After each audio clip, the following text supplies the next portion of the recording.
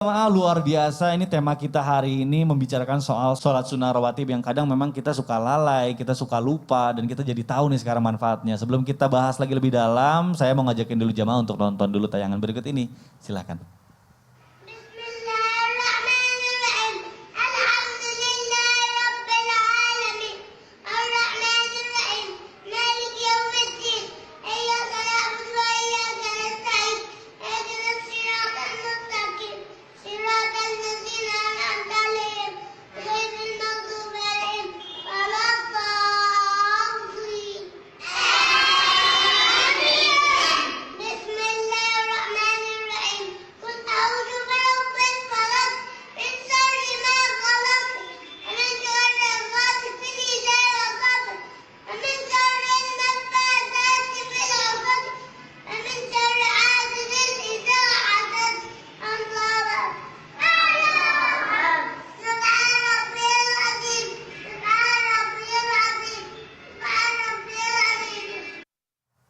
Masya Allah, aduh gemes banget. Itu bacaannya bagus banget ya Iya, Ustaz Masya Kamil. Allah. Anak Arab kata Anak Arab soalnya, tapi aduh itu cita-cita semua orang tua. Pasti pengen banget tuh punya anak yang bisa jadi imam bahkan di antara anak-anak lainnya. Masya Allah, nah mudah-mudahan nih anak saya juga, anak semua jamaah yang ada di rumah nih mudah-mudahan udah bisa paham mengenai keutamaan dari sholat. Nah kita lanjut lagi bahas tema kita hari ini. Nah saya mau ke Ustadz Syam dulu nih. Siap. Ustadz, punten nih saya masih bingung. Kenapa sesudah sholat asar itu tidak dianjurkan untuk sholat sunnah rawatib. Nah ini tapi ada yang berpendapat juga katanya boleh-boleh aja. Nah ini boleh tahu nggak sih alasannya kenapa kita tidak sholat sunnah rawatib waktu asar nih, mohon penjelasannya Ustadz. Ka'abik guruku, Habib Muhammad, Habib Utsman, Mas Dikda, serta para habaib yang dimuliakan Allah, para alim ulama yang dimuliakan Allah Subhanahu wa taala, serta teman-teman sekalian yang mungkin sedang berusaha istiqomah menjaga sholat sunnah rawatibnya. Jadi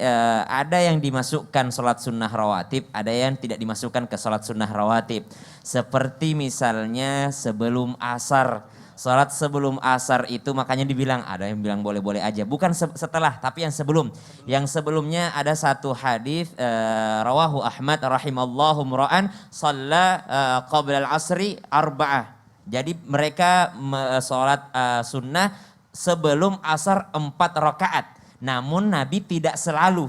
Nabi itu tidak sesering dengan sholat sunnah yang lainnya. Jadi makanya tidak dimasukkan oleh para ulama dalam kategori salat sunnah rawatib. Tapi artinya adalah Allah merahmati, Allah menyayangi, Allah mencintai orang-orang yang salat sunnah qobliyah asar 4 rakaat, 2 rakaat, 2 rakaat. Hadis ini derajatnya hasan dari yang kami baca, dan juga hadis ini hadis riwayat Ahmad. Walaupun tidak dimasukkan dalam kategori salat sunnah rawatib. Kalau setelah asar, ba'diyah asar, memang Nabi melarangnya.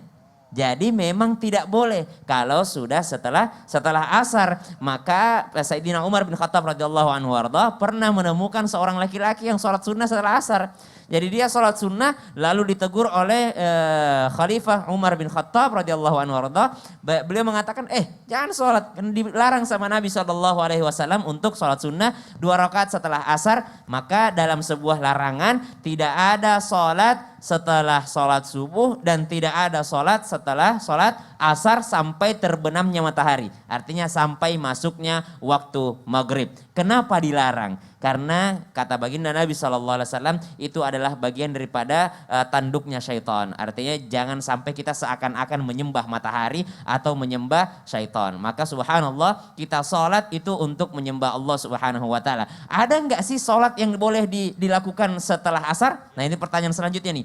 Ada enggak sholat yang boleh dilakukan setelah asar? Kan Nabi melarang. Sampai katanya terbenam matahari baru boleh melaksanakan sholat. Ada. Sholat apa? Sholatnya orang yang ketiduran. Misalnya dia ketiduran jam 5 baru bangun. Maka dia langsung sholat asar. Jangan yang namanya menunda-nunda lagi. Ada lagi enggak orang yang boleh setelah sholat asar sholat? Boleh. Siapa itu? Sholat yang sebabnya duluan.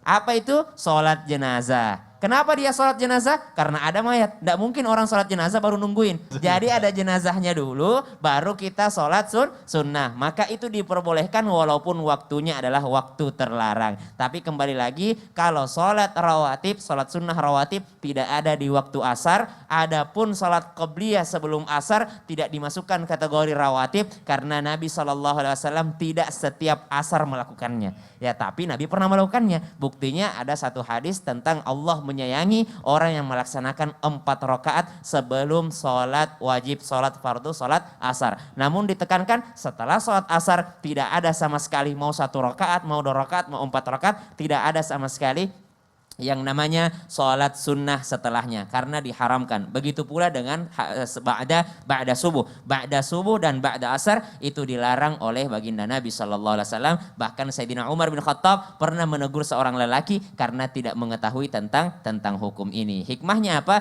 Hikmahnya adalah kita harus mengerti ada yang dibolehkan, ada yang dilarang, ada yang sangat dianjurkan. Nah itu adalah yang namanya sholat sunnah. Masya Allah, Alhamdulillah. Nah mungkin untuk jamaah supaya nggak pusing, ini kan karena jadi banyak, jadi yang dilarang aja, jadi ba'da subuh sama ba'da asar, Iya, mungkin itu betul. dicatat ya. Iya. Alhamdulillah, Nah, kita dapat ilmu baru nih, jadi jamaah boleh ditulis di catatannya, jadi mungkin yang tidak diperbolehkan atau tidak dianjurkan itu ba'da subuh sama ba'da asar. Sisanya boleh, tapi yang buat qobliyah asar ini Nabi melakukannya juga sesekali gitu ya, tidak rutin gitu. Artinya pikirin aja yang disunnahkan, istiqomah, nggak usah mikirin yang dilarang. Betul.